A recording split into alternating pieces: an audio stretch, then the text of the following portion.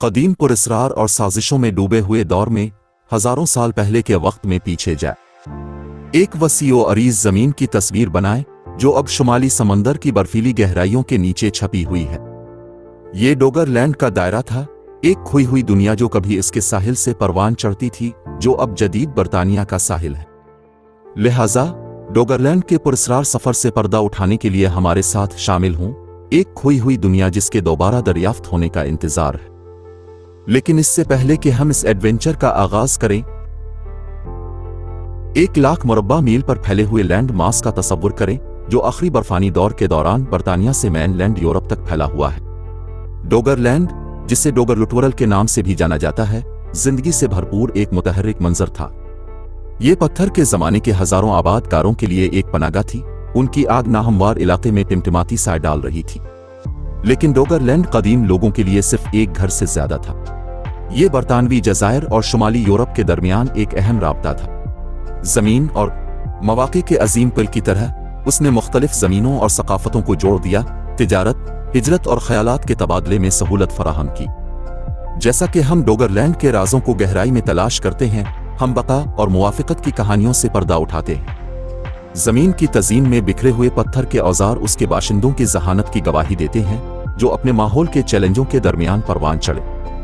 लेकिन वक्त की रेत किसी का इंतजार नहीं करती, और जैसे जैसे बर्फानी दूर करीब आया, इसी तरह डोगरलैंड का दौर भी।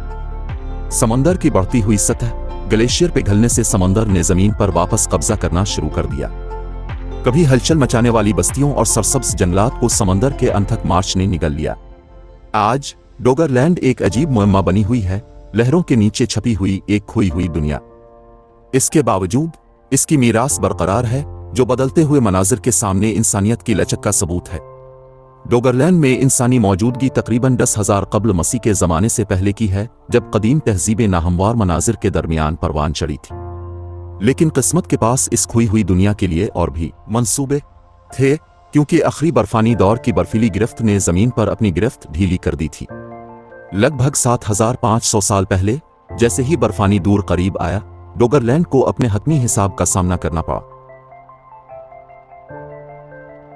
इंपीरियल कॉलेज लंदन की हालिया तहकीक में चौंका देने वाला इंकिशाफ हुआ है।